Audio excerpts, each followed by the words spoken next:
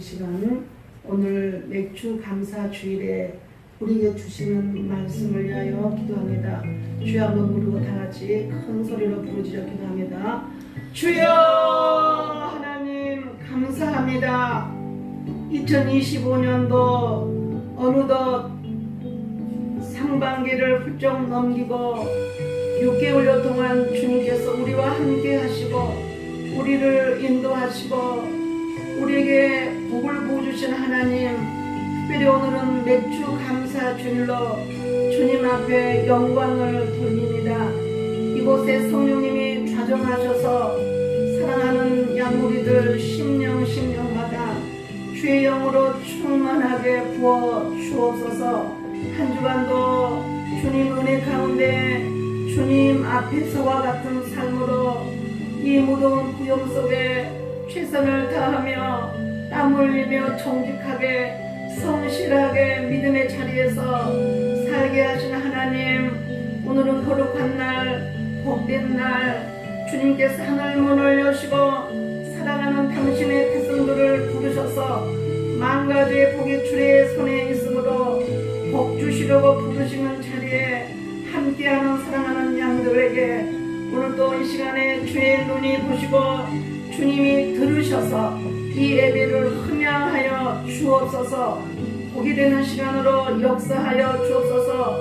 하늘에 내리시는 은혜로 우리는 살아갈 때에 가장 온전한 자가 될 것이며 가장 행복자가 되어지는 줄로 믿습니다.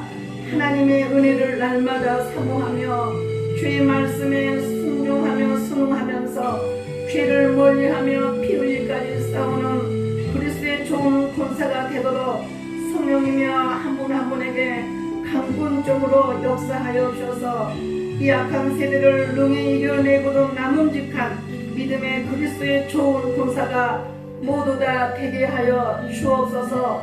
오늘도 직장 문제와 몸이 약한 문제로 아버지 몸된 전에 나와 예배하지 못하는 지체들을 주님께서 긍휼히 여겨 주시고 함께하여 주시기를 원합니다.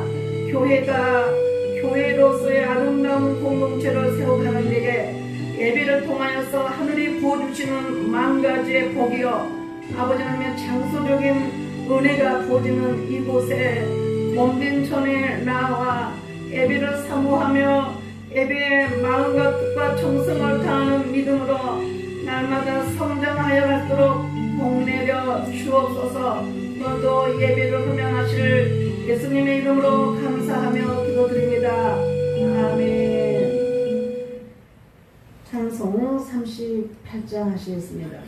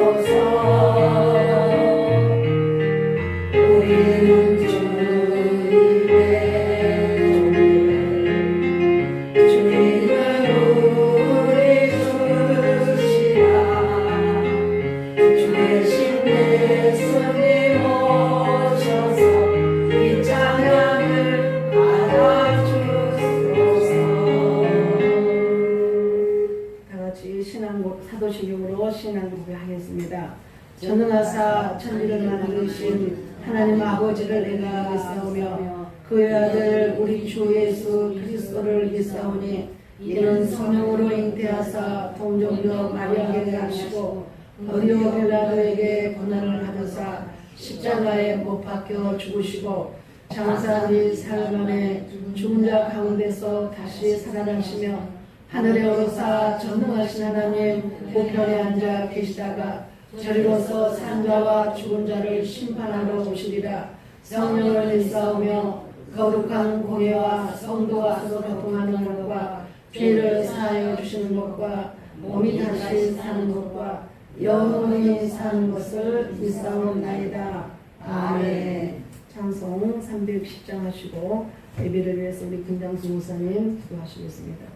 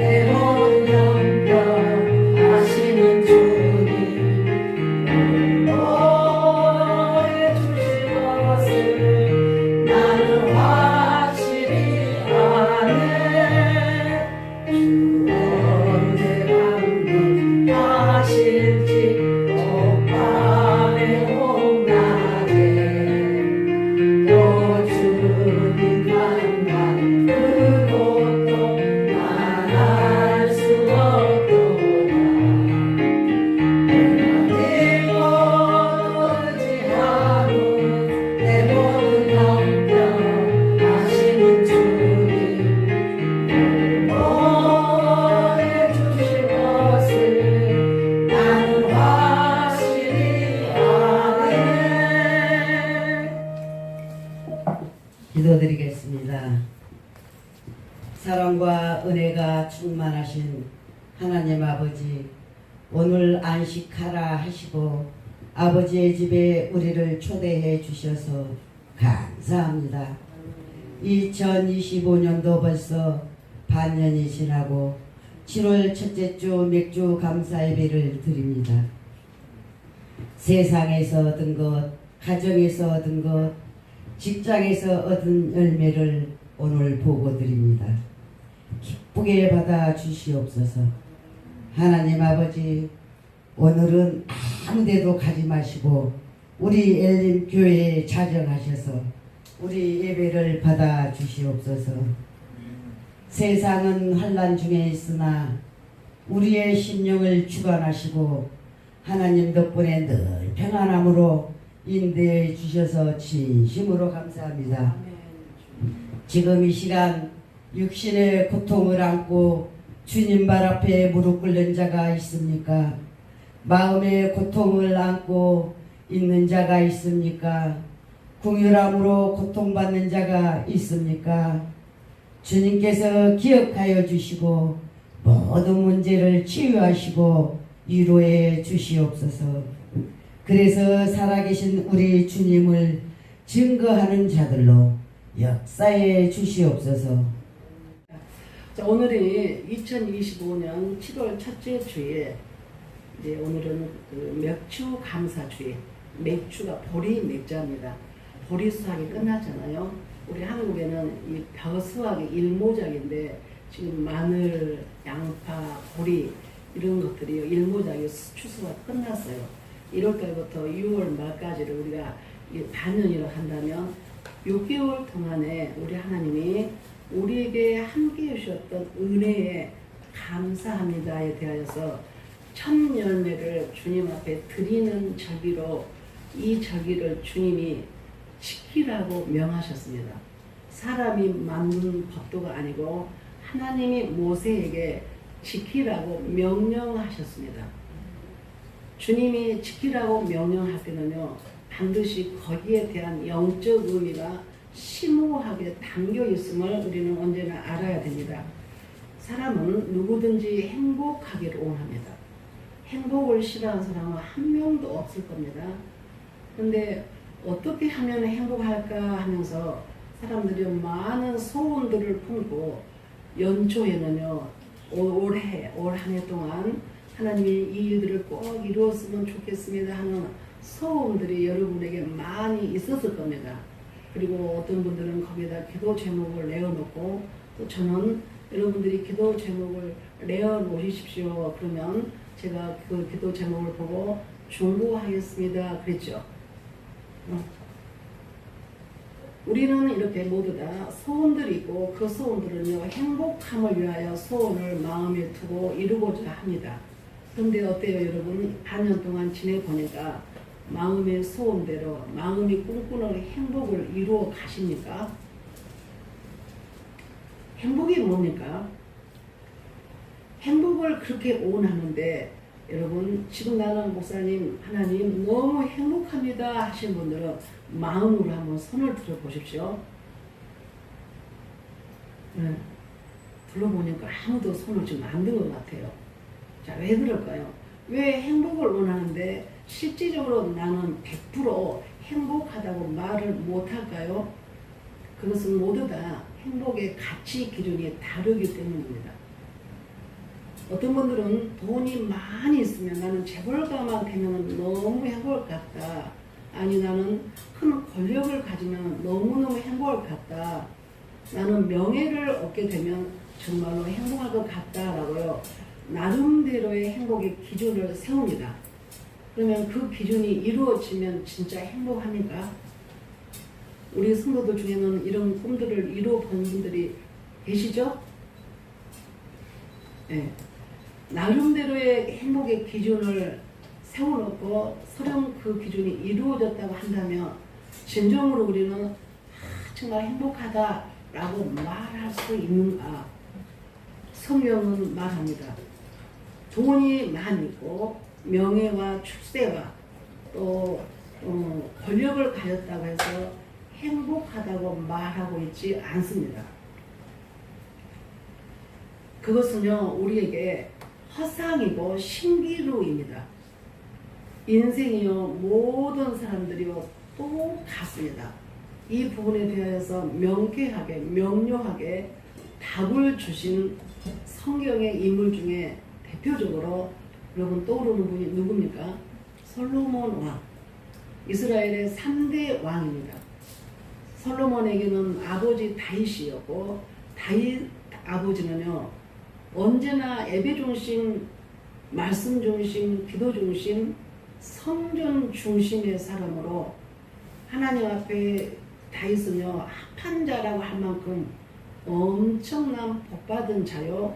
현재까지도 성군으로 그 민족 속에 아주 점수를 크게 준 왕입니다. 그 왕의 밑에 자녀된 아들 솔로몬은요, 요즘 말로 소위 영적 금수저를요, 입에 가득 물고 태어난 사람. 솔로몬 왕은요, 열왕기상에 여러분이 집에 가셔서 한번 읽어보십시오. 열왕기상 10장 11절부터 29절을 보면 솔로몬 왕에게요 부어진 만 가지 축복이요 우리는요 상상을 할 수가 없습니다. 어느 정도냐 그러면요 주변국의 왕들이요 솔로몬의 나라가 얼마나 복을 받은지에 대해서 왕들이요 이 재물들을 바리바리 쌓아 들고 싣고 이 솔로몬 왕에게 배우러 올 정도로 솔로몬 왕이 부어주는 복은요 지혜로우며 극치를 이루고 실질적인 물질에 대해서요 이 성전을요 나무로 잘 지었다가 그 나무 표면을 금으로 다 이렇게 발랐어요. 그래서 그 나라의 왕으로 솔로몬이 왕으로 즉위하고 있을 때 하늘이 부어지는 물질적인 복은요 돈이 요즘 같으면 금이요 돌처럼 많았다 그랬습니다. 여러분 돌이 많아요? 금이 많아요? 여러분 주위에 돌이 많으니까 금덩어리가 많이 굴러다닙니까? 그렇죠. 지금은 도시니까 이제 돌들이 없지만 시골이나 산에 밭에 가면요 돌 천지예요. 제주도 같은 경우는 돌이 진짜 많죠. 그 경계마다 돌 담을 쌓아놓더군요. 솔로몬이 왕으로 있을 그 나라는요 금이 은이요 돌처럼 많았다고 성경을 기록하고 그 왕궁에 있는 사람들의 식량이요 계산할 수 없는 그 엄청난 복을 받았는데 이분처럼 복 받았으니까 이분의 입에서는 무슨 고백이 있어야 되겠습니까? 자, 왕이니까 권력 가졌죠. 명예 당연히 있죠. 물질이 이 정도로 극하죠. 그러면 이분 입에서는 무엇을 고백하겠습니까? 뭐라고 말을 하겠습니까? 나는 최고 행복하다라고 말해야 되겠죠. 나는 최고로 행복한 사람이다 라고 말해도 부족 없잖아요. 근데 이분이 뭐라고 말하냐 그러면 은을 사랑하는 자는 은으로 만족하지 못하고 풍요를 사랑하는 자는 소득으로 만족하지 아니하나니 이것도 헛되도다. 잠언서 5장 10절에 그러니까 이분은 모두 다 뭐냐면 헛되도다 그럽니다. 명예도 권력도 풍요로운 물질도 헛되다라고 고백합니다. 그러면서 하나님이 이 솔로몬 왕에게 너보다 솔로몬 왕 너보다도 이후에도 너 같은 복을 이전에도 없을 것이고 이후에도 없을 것이다 라고 말씀하셨습니다. 그런 자가 말하는 고백이요 모두 다 헛되다라고 말했다면 우리는 솔로몬이 가진 복 사실 3분의 1도 없잖아요. 우리에게 큰 명예가 있으니까 권력이 있으니까 돈을 많이 가졌으니까 그러면 우리는 솔로몬하고 10배라도 100배라도 헛되다 안 행복하다 라고 말할 법하지 않습니까? 여기에서 우리는요 많은 비밀이 있고 깨달아야 할 부분이 있고 유념하여 내 인생을 돌아봐야 할 거라고 믿습니다. 내가 은혜를 받고 내 영혼이 하나님을 만나서 진정으로 회개의 눈물의 기도가 드려지는 사람들의 공통적인 고백이 있습니다. 그것은 뭐냐 하면 무거운 나의 죄짐이 벗어지고 보니까 하늘의 평강과 기쁨이 느껴지게 되었다 하는 고백입니다. 죄짐은요 인간에게 가장 무거운 짐입니다. 그런데 이 죄짐은요 육신으로 무겁게 끙끙거리고 짊어지고 가는 것이 아닌데도 불구하고 인간에게 가장 큰 멍해고 가장 무거운 짐보따리입니다. 여러분이 가만히 여러분의 인생을 돌아보시면 만약에 여러분이 끔찍한 어떤 죄를 지었다 칩시다. 그리고 수배를 당하는 사람이 되었다고 쳐요. 그러면 수배자, 우리는 이제 수배자가 되어보지는 않았는데 만약에 실제적인 경찰이 수배자를 갖다가 전단지를 붙여놓고 수배한다 찾으면 현상금을 1억을 준다고 만약에 가정을 했다 칩시다. 그분은 얼마나 괴로울까. 그분에게 왕궁 같은 집이 있던들 그분이 평안이 있겠습니까? 그분에게 물질이 산더미처럼 있는들 그분이 행복하겠습니까? 그분이 명예가 있다면 아마 더 불행했을 것 같아요. 초가집 상간에 살아도 뭐가 중요하다고 했어요? 마음이 평안해야 됩니다. 여러분은 아니요 목사님 나는 마음은 놔두고 물질 좀 돈 방석에서 한번 앉아봤으면 썼습니다. 혹시 그럽니까? 나는 다 놔두고 돈이 나는 돈밖에 안 보입니다. 나는 돈이 최고입니다. 혹시 여러분들 그런 분 계십니까? 지금 우리 성도님 그런 분 계셔. 내가 알아요. 그래도 돌아보면요. 아, 주님 말씀이 옳다. 가장 행복한 사람이 누구냐 그랬더니요. 심령이 평안한 자예요. 심령의 평안의 리듬이 깨어지면요. 첫째요. 잠을 못 잡니다. 식사 맛있게 못 합니다. 며칠 날 쭉 한 달 동안 그런 생활 살다 보면요. 위장이요. 훼손돼요. 아파요. 마음은요. 모든 병의 근원이 됩니다. 인생의 성공과 실패도 마음에서 출발합니다. 불행한 자, 행복한 자요. 마음의 문제가 다 있습니다. 우리가 마음의 가벼운 마음, 그러니까 주님이 말씀하셔요. 무거운 짐진 자들은 다 내게로 오라. 내가 너희를 편히 쉬게 하리라 그랬어요. 그리고 주님이요. 여러분의 무거운 짐을요. 십자가 밑에 다 내려놓고 주님이 받으시겠대요. 그리고 주님이 주시는 멍에를 메고 나가 살으라는데 주님이 메어주는 그 멍에는 가볍고 쉽다고 말했습니다. 이 은혜를 우리가 받지 못하면요. 아무리 물질적인 이 권력과 명예를 한 손에 다 가졌어도요. 헛되고 헛된 인생을 산다 하는 겁니다. 내 영혼이 하나님과 기쁜 만남 가운데서 하나님의 사랑과 은혜를 깨달을 때에 우리는 중심에서 어떤 변화가 오냐 그러면 그때 비로소 감사가 나옵니다. 참 감사하다. 나는 큰 돈 없어도 나는 진짜 행복하다. 고기 반찬 없어도 나는 진짜 너무 행복하다. 우리 집 아마 잘 될 것 같다. 점점 좋아지고 있다. 그리고 꿈이 생기고 비전을 따라가는 사람은요. 그분이 행복한 자예요. 우리가 어떻게 하면 그러면 마음을 잘 관리하고 하나님과 기쁜 만남 속에서 행복하게 살 수 있는가 중요한 거예요. 어떻게 해야 우리는 하나님과 행복하게 살아갈 수 있을까? 첫 번째, 하나님의 은혜를 기억하라 하는 거예요. 이 절기를 지키라고 하는 명령은요. 은혜를 기억하라고 하는 의미입니다. 그래서 나라에서도 보면요. 역사관, 교과서에도 역사책, 중요한 것에 대해서는요. 기념비적인 일들이 때는 기념비를 세우라고 주님 말씀하신 같이 하나님의 특별하신 섭리, 하나님의 특별한 은혜가 베풀어진 경험을 한 이스라엘 백성에게는요. 주님이요. 그거를 물에다가 새기라고 말씀하지 않고 부지런히 자녀 후손들이 가르치라고 명하였고 1년에 3번 절기를 꼭 지키라고 명하셨습니다. 그것은 자손 대대로 유산, 영적 유산을 남기는 자로 살아라 하는 의미도 있죠.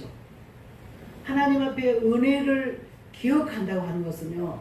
그 사람 속에요. 감사가 끊이지 않기 위한 끈입니다. 여러분 인간관계에 있어서도요. 때로는 어떤 분이 너무 감사할 때가 있어요.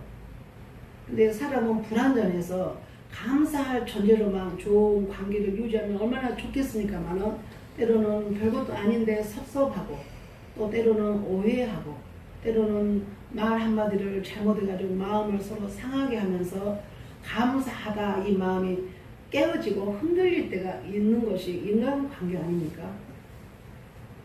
그래서 우리가 정말 인간관계 속에서 행복하려면 뭐 해야 되냐? 감사를 절대로 잊어버리지 말고 그래 그때 그분이 정말 내가 어려웠을 때 이렇게 해주셨지 참 내가 이것만큼은 절대로 잊지 않을 거야. 내가 꼭 은혜를 내가 갚을 거야. 저는 개인적으로도요. 우리 교회가 어려웠을 때에 나와 함께 했던 분 특별히 우리 문주희 권사님 저는 지금까지 잊지 않아요. 그때 내가요 마음에 몇 번 되새겼습니다. 우리 교회는 앞으로 많이 부흥하고 발전할 건데 어떤 훌륭하고 또 훌륭한 성도가 많이 오신다 하여도 내 양심이 내가 이 어려울 때 나와 함께 하였고 교회를 세우려고 함께 협력했던 이 분에 대해서는 내가 기억하지 꼭 기억을 할 거야. 절대로 내가 물에 새기지 않을 거야 라고요. 그런 생각으로 몇 번이나 했습니다. 그렇다면 여러분들도요. 지금도 변함없이 또 교회를 협력하고 하나님에 대해 충성하며 땀 흘리는 그 수고를요. 제가 일일이 다 말하지 않지만 하나님도 이미 다 보셨을 것이고 사람인 저에게도요. 항상 감사하고요. 기도할 뿐입니다. 잘 되기를 기도합니다. 그래서 우리는 이 하나님의 절기를 지키려고 하는 것 중에 우리를 끝까지 행복하게 이해하는데 그 중에 하나님의 은혜를 기억하며 사는 것. 내 영혼아 여호와를 송축하며 그의 모든 은택을 잃지 말지어다 그랬어요. 다윗은요 하나님 앞에요 합한 자라고 칭찬받았으며 이스라엘 민족 중에서도요 떠난 지가 오래됐지만 선왕으로 기억합니다. 우리들도 여전히 오늘날까지도 이후에도 변함없이 이스라엘의 정말 대표적인 용감한 왕 하나님 앞에 칭찬을 극찬히 받았던 분 모든 왕들이 다윗의 길로 가기를 원하였던 그분 다윗 왕이죠. 다윗 왕은요 어떻게 말하냐 그랬더니요 자기 자신의 영혼에요 늘 명령하고 다짐합니다. 여러분도 그렇게 스스로 여러분 자신에게 말하는 부분들이 있을 거예요. 나는 항상 건강하게 될 거야. 나는 늙지 않을 거야. 무슨 얘기인지 알아요? 내가 이 교단에 왔을 때 10년이 넘었는데 엊그제도 내가 그분 만나서 그런 얘기 했어요. 어떻게 목사님은 내가 볼 때나 지금 10년도 넘었는데 얼굴이 주름살 하나 없이 팽팽합니까? 그러니까 그분이 말합니다. 뭐라면 거울을 보고 말한대요. 나는 절대 늙지 않을 거야. 나는 언제나 지금처럼 피부가 팽팽할 거야. 그렇게 말한대요. 이게 뭐라고 그러죠? 우리가 이 믿음 안에서 보면 바라봄의 법칙이라고 그래요. 여러분도 그렇게 한번 해보세요. 며칠 하다가 말지 말고 끝까지 나는 절대로 늙지 않을 거야. 나는 언제나 30대로 나는 건강할 거야. 절대 나는 건강하게 평생 살다가 찬양하다가 주님 보면 갈 거야. 그리고 거울을 볼 때마다 여러분이 여러분 마음속에요 말해야 되고 소리내서 말하면 더 좋고 다윗은요 날마다 그분은요 나는 절대로 하나님의 은혜를 잊지 않을 거야. 나는 내 마음속에 언제나 내 영혼을 사랑하는 주님의 은혜를 기억할 거야 라고요 다짐하고 다짐했던 사람. 이렇게 되어진다면 설령 다짐을 100번 1000번 해서라도 때로는 하나님이 여러분과 저의 믿음을 성장시키고 더욱 견고하기 위해서 비바람이 몰아칠 때가 있어요. 그럴 때 항상 주님의 은혜 감사하다고 고백하며 살아온 그 인격 속에는요 어려움이 왔을 때도 변함없이 하나님 이 어려운 문제도 반드시 주님께서 이 문제 해결해 주실 것을 믿습니다. 이 문제로 인하여 나는 절대로 주님 앞에 은혜를 내가 물에 새기는 일이 없기를 원합니다 하고요. 그때도 내 믿음을 다 가다듬는 겁니다. 이런 인격이요 소위 훌륭한 인격이에요. 이런 인격을요 주님은요 반드시 들어 쓰실 것이라고 믿습니다. 기쁠 때 아 기뻐 아 행복해. 그런데 어려움이 있으면 아 짜증나 이런다면요 세상 사람들하고 기준하고 뭐가 다를 바가 있겠습니까?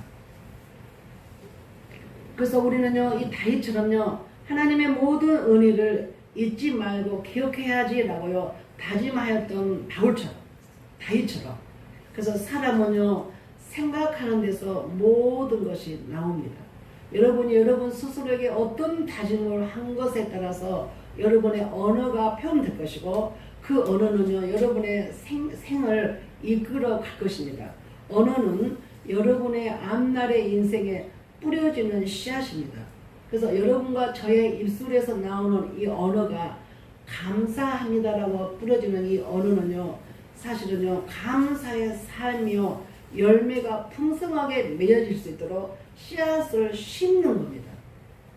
그런데 또 반대로 불평과 짜증과 원망을 자주 심는 습관이 있는 사람이 있습니다.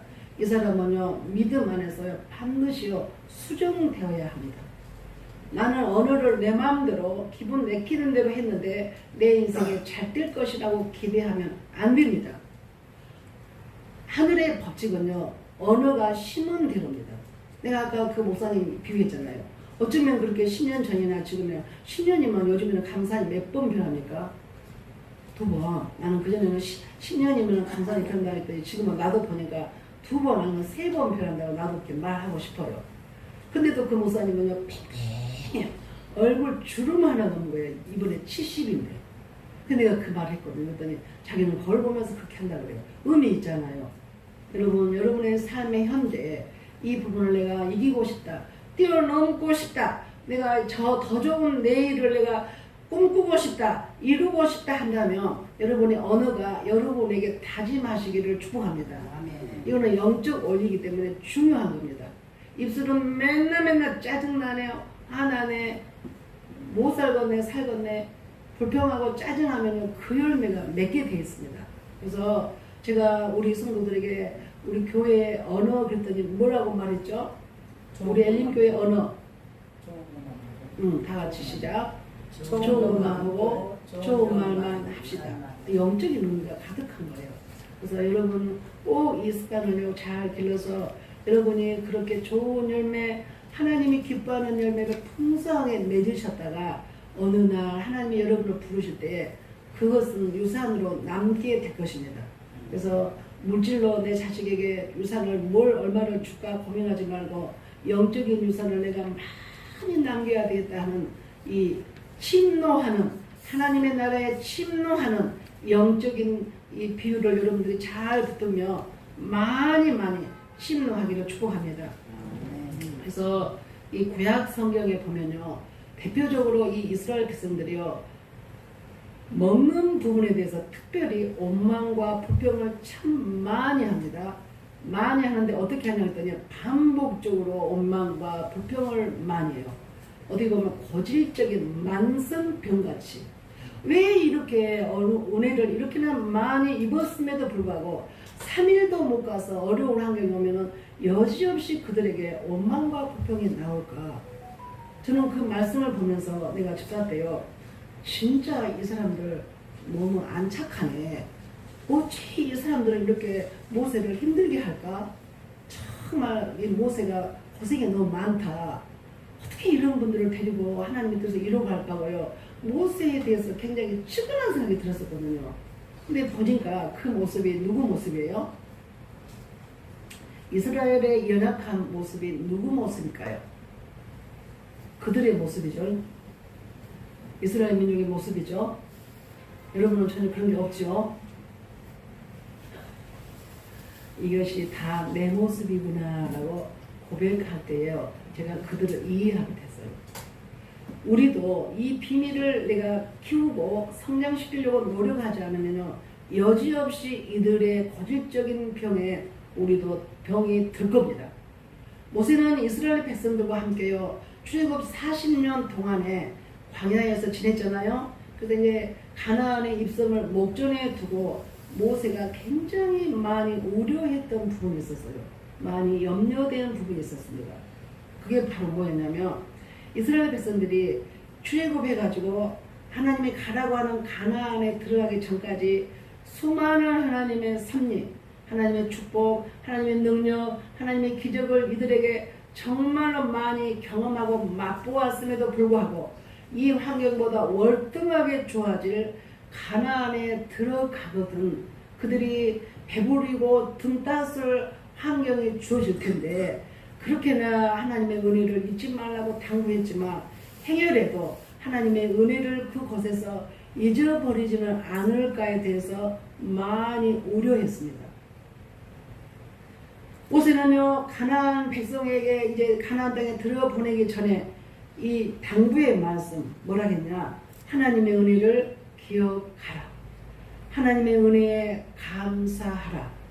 신명기 8장 12절 14절 보니까 내가 먹어서 배부르고 아름다운 집을 짓고 거주하게 되며 또 네 소와 양이 번성하며 네 은금이 증식되며 네 소유가 다 풍부하게 될 때에 네 마음이 교만하여 네 하나님 여호와를 잊어버릴까 염려하노라 그랬어요.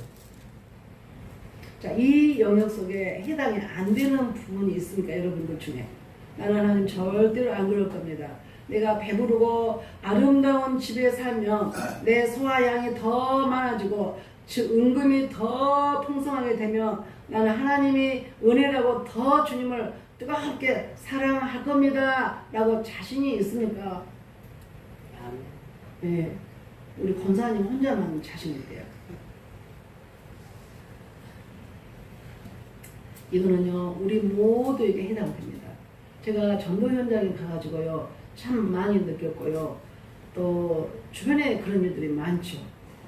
왜 저렇게 뜨겁게 신앙생활을 했다가 저렇게나 믿음을 등지고 불교로 가는 사람, 천주교로 가는 사람, 쉬고 있는 사람, 잃어버린 양들 등등의 이 모습을 보면서요 한결같이 공통 부모를 제가 느낀 것이 바로 이 부분이에요.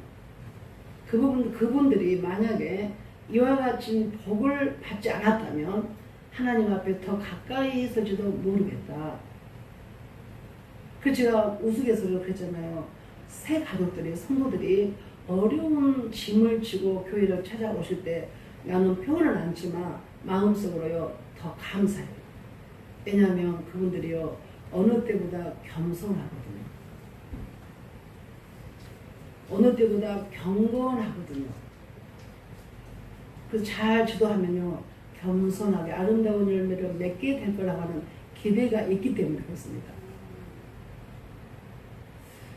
그래서 하나님께서는 이 이스라엘에게 매년 3번의 절기를요 특별히 명령합니다. 뭐라고 하냐 했더니 지키라고. 절기를 지키라 하는 말은 이 은혜에 대하여서 감사하라 그 말입니다.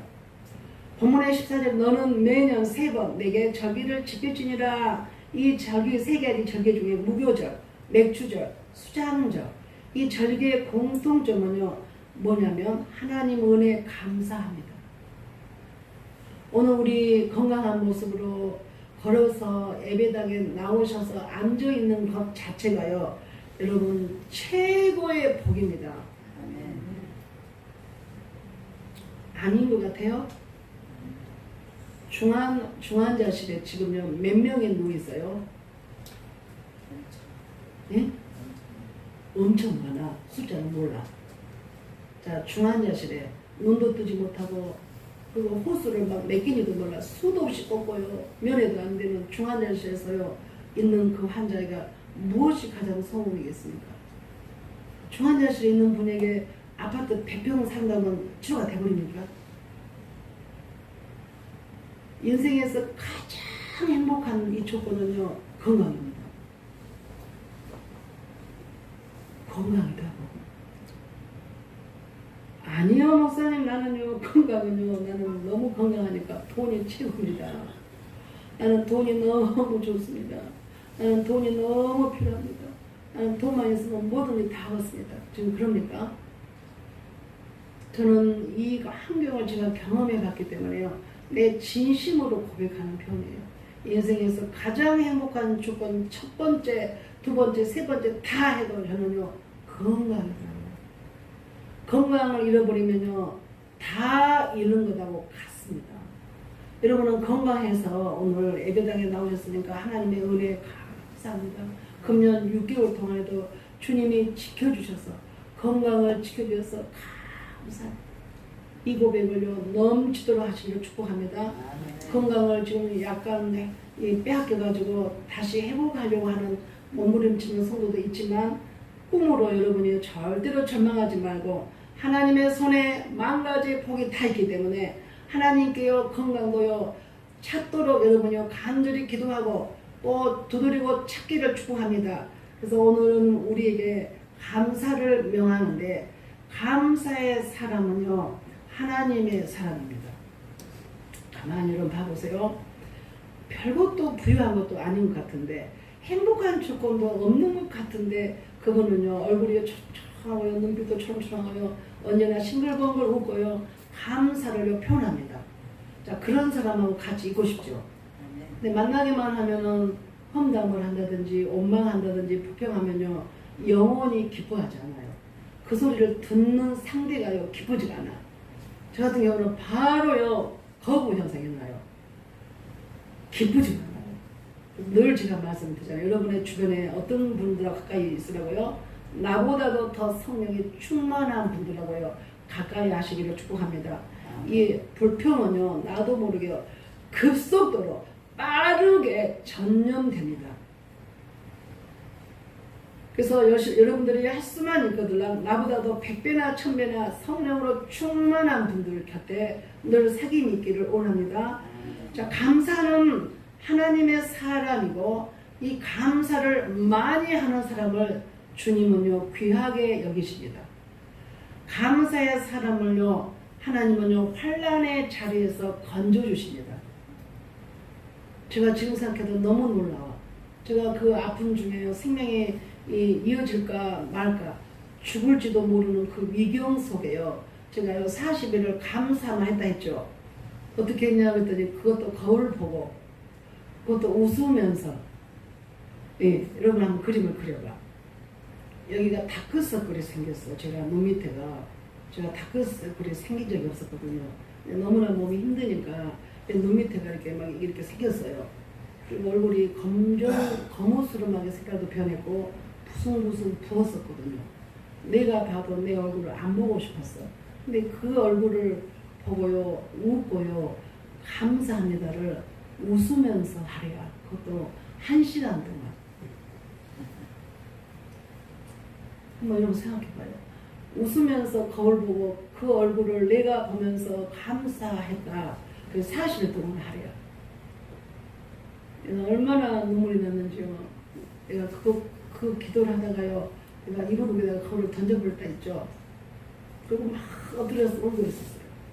그랬더니 주님이 그때요 내 귀에요 음성이 들렸어요. 내가 너의 형편을 안다. 너의 감사할 수 없는 형편을 내가 안다 그러셨어요. 그러니까 내가 지금 거울 던진 것도 주님이 다 알고 계실 것 같아요. 거울을 던지고 울고 있는 내 모습을 주님이 알고 계실 것 같아서요. 그때 그렇게 나도 모르게 그게 은혜가 되더라고요. 다시 내가 던졌던 거울을 주워가지고요. 내가 이왕이면 감사를 하루에 1000번이 아니라 10,000번도 넘게 내가 해버려야 된다고요. 방언으로 감사를 하니까 아마 10,000번도 더 했겠죠. 방언으로 감사만 하니까 지금도 그 모습이 생생합니다. 감사는요 억지로 해도 좋은 겁니다. 웃는 것도요 억지로 웃는 것도 내가 기뻐서 웃는지 안 기뻐도 웃는지 분별을 한다고 했어요 못 한다고 했어요? 못 한다겠죠. 그냥 웃으면요 좋은 거예요. 웃으면요 엔돌핀이 나옵니다. 근데 감사는요 엔돌핀보다 더 좋은 엔돌핀이 나온다고 그랬죠. 그래서 여러분 감사하십시오. 안 되면요 억지로 하십시오. 억지로 해도 충분한 가치가 있는 영적인 비밀입니다. 그래서 이 스트레스는 만병의 근원이라고 했는데 이 스트레스를 물리쳐 버릴 수 있는 항암 치료는요 웃음보다 더 좋은 감사입니다. 여러분 자신에게도 감사하고 옆에 있는 분들에게도 감사하고 지금 한번 해보십시다. 성도님이 계셔서 감사합니다. 감사합니다. 감사합니다. 그냥 웃으셔. 그냥 억지로라도 웃으셔요. 그래서 감사로 하나님께 제사를 드리며 지존하신 이에게 네 소원을 갚으며 환난 날에 나를 부르라. 내가 너를 건지리니 네가 나를 영화롭게 하리로다. 그랬어요. 이게요 하늘이 주신 법칙입니다. 우리 인간은요 못하죠. 환난 날에 어떻게 감사합니까? 어떻게 어려운데 웃고 감사합니까? 이 영적인 비밀을 아는 자가 하는요 믿음입니다. 그래서 여러분은요 하나님 앞에요 대단히 귀한 존재라 했죠. 여러분을 통해서 하나님의 뜻이 이루어질 것이기 때문에 이 비밀을 붙잡아야 하나님의 위대한 뜻이 이루어질 것 아닙니까? 그러면 이 뜻을 내가 믿음으로 취하여서 행동으로 옮겨지면 그 열매는 하나님의 책임을 지신 겁니다. 그래서 우리는 하나님의 특별히 성도는요 매사에 성경은요 범사에 감사하라 그랬습니다. 그 속에 범사는요 특별히 기쁘지 않을 때도 감사하고 손해 났을 때도 감사하고 사고가 났을 때도 감사하고 아플 때도 감사하라 말이에요. 저를 한번 생각해봐요. 그 얼굴을 보고 거울을 보면서 어떻게 웃으면서 감사를 해. 내가 나를 보면서 철학해가지고 내가 울었다니까 펑펑 울었다니까요. 그랬더니 그것이 그 숙제를 내가 믿음으로 했더니요 정말로 제가요 감사가 되었잖아요. 제가 지금 살아있지 않습니까? 혀의 입술로 그리고 삶으로 우리는요 감사를요 늘 표현해야 됩니다. 마귀적인 사람, 마귀의 조종을 받은 심령은요 얼굴이요 다릅니다. 어떻게 다르냐 그러면요 마귀 같은 형상이 나와. 제가 어떤 절에를 언제 어렸을 때 가본 것 같아요. 언제 갔는데 딱 문을 여니까 사천왕이라고 그러잖아요. 사천왕 양쪽이가 막 무서운 그림이 그려졌을 때 내가 그 그림을 보고 만져버렸어요. 너무 무서워가지고. 하나님의 사람들은요, 성령의 사람들은요, 성령으로 매어있는 분들은요, 얼굴빛이요, 기쁨으로 흐릅니다. 희락의 기름이 부어집니다. 감사의 얼굴이요, 빛이 다릅니다. 그러나 성령이 지배하지 않는 인격 속에는요, 어둠의 영이 지배하는 얼굴에는요, 얼굴이요, 늘 짜증스러운 얼굴, 불평스러운 얼굴, 눈빛도 그렇습니다. 옆에 있는 분하고 한번 쳐다봐요. 그래서 화난 얼굴은요 주름이요 안 이쁘고 웃는 얼굴로 생긴 주름은요 그것도 아름답다고 그랬어요. 그러니까 여러분은요 여러분의 얼굴을요 책임질 줄 알아야 돼요. 나이가 먹으니까 주름은 어쩔 수 없지만 그 주름이 예쁘게 질 것인지 사납게 지어질 것은 여러분의 마음이 결정할 겁니다. 감사하는 사람에게는요 하나님께서 어떤 일을 부르시냐면 더 큰 복을 보여주십니다. 그래서 감사할 수 없을 때 믿음으로 감사를 해석하는 사람은요 그 믿음을 하나님이 기억하십니다. 감사할 일이 있는데 감사하는 것은요 세상 사람도 똑같이 할 수 있어. 화날 일이 있을 때 화내는 것도 똑같이 할 수 있습니다. 그러나 믿음의 사람들은요 항상 영적인 원리를 해석할 수 있는 이 힘, 이게 바로 믿음입니다. 그래서 주님은 우리를 향하여 하신 말씀이요 항상 기뻐하라, 범사에 감사하라, 쉬지 말고 기도하라, 이것이 너희를 향하신 하나님의 뜻이니라 그랬어요. 어떻게 합니까? 못하겠어요. 목사님 한번 그렇게 해보세요. 하나님 목사님이 내 형편이 되어보세요 라고 나한테 따지는 분이 있어요. 그럼 나는요 할 말이 없으니까 아무 말을 안 합니다. 말하면 내 마음이 상하니까 그때 나한테 딱 그냥 입을 다 다물고 있어요. 그런 분들한테는요 영적인 교훈을요 여기까지 교훈해주고 싶고 권면해주고 싶으면요 내 마음이 허용하지 않아요.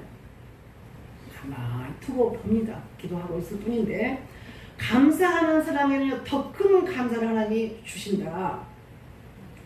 그래서 우리는요 감사는요 할수록 커집니다.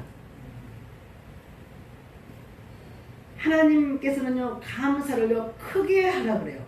감사는요 또 다른 사람을 감사하게 하고 그 사람은 또 다른 사람을 감사하게 합니다. 하나님의 나라는요 확장되는 것을 원해요. 여러분은 먼저 하나님의 은혜를 받은 자로서 여러분을 통로 삼아서 하늘의 은혜가요 흘러가기를 원합니다. 여러분을 통해서 하나님 나라가 확장되기를 원합니다. 그래서 맥주절은요 여호와 하나님께서 그 이름을 두시려고 택하시는 곳에서 지켜야 합니다. 그곳이 어디냐 그랬더니 성소, 다시 말하면 성전입니다. 그래서 제가 늘 말했잖아요. 교회라고 하는 장소적인 의미, 예배를 통한 의미, 예배와 교회의 몸된 그리스도의 몸된 교회에서의 부어지는 하나님의 복이 있다고 했습니다. 그래서 맥주 감사 주일을 어디서 하라고요? 성소에서. 오늘날은 우리 몸이요 성전입니다. 감사하는 마음이나 물질만이 아니라 몸이 함께하는 것, 몸 대신 물질만 보내는 것은요 크게 의미 없습니다. 여러분의 몸이 제물로 함께하는 것, 이것을 우리는 산제사라고 합니다. 이것이 우리는요 거룩한 예물, 우리 몸이 거룩한 예물입니다. 그래서 오늘날 축복은 소유가 많고 적고의 문제가 아니라 출세와 성공의 문제가 아니라 하나님의 은혜를 기억하는 신앙에서 축복 그 자체가 됩니다. 그래서 여러분이 오늘부터 가서 이제 자꾸 인정을 해야 돼요. 여러분 스스로에게 감사할 수 없는 환경이라면 억지로라도 그곳에서 감사하시기를 원합니다. 아멘. 일상 삶 속에 우리는요, 때로는 기분 안 좋은 일, 슬픈 일, 눈물 나는 일, 때로는 짜증 나는 일도 많이 있습니다. 그래도 우리는요, 감사의 제목을요, 얼마든지 찾아낼 수 있습니다. 복 있는 사람, 행복한 사람들의 제가 가만히 공통점을 보니까 많은 행복한 조건이요, 99개가 있어. 근데 한 가지 마음에 안 드는 것 때문에 그 문제만 가지고요, 닭이 모이를 쫙 먹듯이 공격을 한다면요, 그 사람은요, 대단히 불행한 사람이에요. 우리는 한 가지 감사할 것이 있고 99가지 감사 못할 환경이 있다 하더라도 이 환경을 뛰어넘는 환경을 소원한다면 그때 하늘 법칙이 적용돼야 할 때예요. 감사로 이 환경을 이겨내야겠다. 내가 감사로 내 인생의 씨앗을 심어야 되겠다라고 결단을 하시고요, 행위로 옮겨야 합니다. 이것은 믿음이 하는 힘입니다. 이 자세는요, 성도로서의 지켜야 할 사실은 사명입니다. 믿음이 있다 한다면요, 여기까지 와야 해요. 감사할 수 있는 조건에 하고 하나님일 때 화내며 어떻게 그것을 구별되는 성도라고 할 수 있겠는가. 그 다음에 두 번째는요, 감사는요, 아까 말했던 것처럼 행복을 심는 씨앗이다. 심은 대로 거둔다 그랬어요. 잠언서 17장 22절, 마음의 즐거움은 양약이라도 심령의 근심은 뼈를 마르게 하느니라 그랬어요. 어떤 분이요, 이렇게 소개했어요. 관절한 자는 감사를 많이 했다고요, 화를 많이 했다고요? 옳지. 이게 성경적이에요. 여러분 이제 나 간절히요, 그 사람은 나는 화를 많이 내고 살았슈, 그거랑 똑같아요.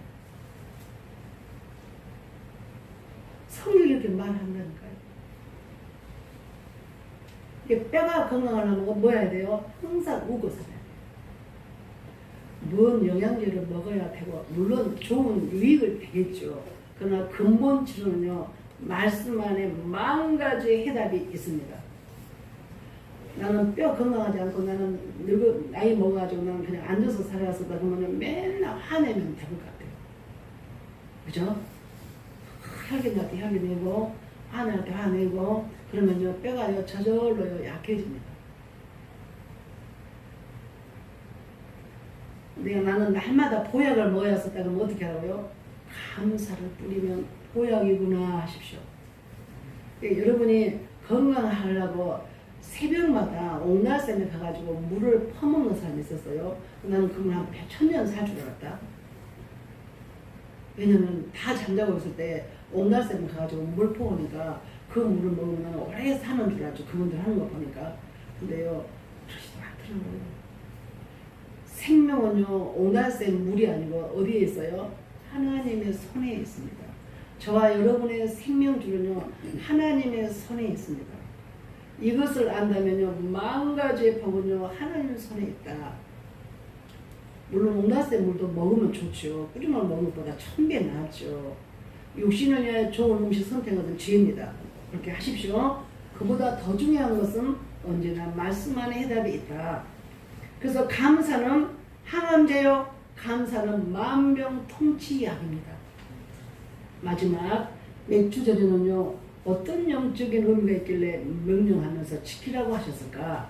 맥주절은요, 2가지 사실을 예표하는데, 하나는 예수님께서 십자가에 죽으시고 다시 사셨죠. 부활하여서 우리는 첫 열매가 되었다 했어요. 부활의 가장 첫 열매가 예수님이셨어요. 그러면 우리는 이 첫 열매, 부활의 첫 열매 되신 예수님을 우리의 삶 속에서 어떻게 적용할까? 매사에 지금 오늘같이 맥주 감사 주일에 첫 열매를 감사함으로 하나님 앞에 드리는 이 자세가요, 맥주절의 의미가 들어있습니다. 그래서 그를 믿는 성도들은요, 구원의 열매에 동참하는 신령한 추수를요 예표하고 있습니다. 그래서 진정으로 감사하는 자가 추수 때요 열매의 성도입니다. 알곡 성도입니다. 이분들은요 추수 곳간에 들어간다 그 말. 다시 말하면 천국 곳간에 들어간다니까 천국에 들어간다 그 말이에요. 근데 하나님의 감사를요 물에다 새겨버린 사람은 알곡 성도가 아닙니다. 껍질 성도는요, 물에 둥둥 떠가지고 버려버려요. 그러잖아요. 근데 알곡 성도는 밑에가 딱 가라앉습니다. 이것을요, 종자로 심듯이 알곡 성도가 되기 위해서, 천국 성도가 되기 위해서는요, 하나님의 명령에 순종한다 하는 거예요. 그래서 맥주 감사절을 감사로 지키라고 하는 의미를 여러분이 아시고, 또 하나가 뭐냐 그러면 오순절 마가 다락방에 임하였을 때 성령의 임재, 성령의 강림 사건의 예표입니다. 신약의 오순절은요, 구약의 오순절인데 또 같은 의미입니다. 그래서 오순절, 6월절을 지킨 후에 7주에 49, 50일이 되는 날 오순절이잖아요. 그날에 이스라엘은요, 가나안 땅에서 얻은 첫 곡식의 열매를요, 하나님께 드렸습니다.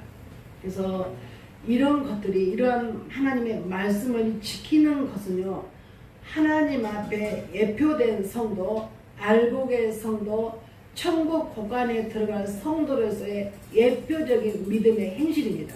그러므로 주님이 지키라고 한다고 하는 의미에 대해서는 우리는 아멘하고 이 의미를 부여하여서 심는 겁니다. 드리는 겁니다. 감사하는 겁니다.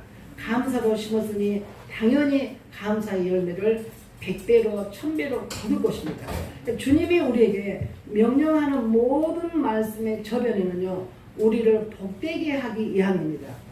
이 의미를 여러분 잘 새기셔서 하나님 앞에 언제나 감사로 심고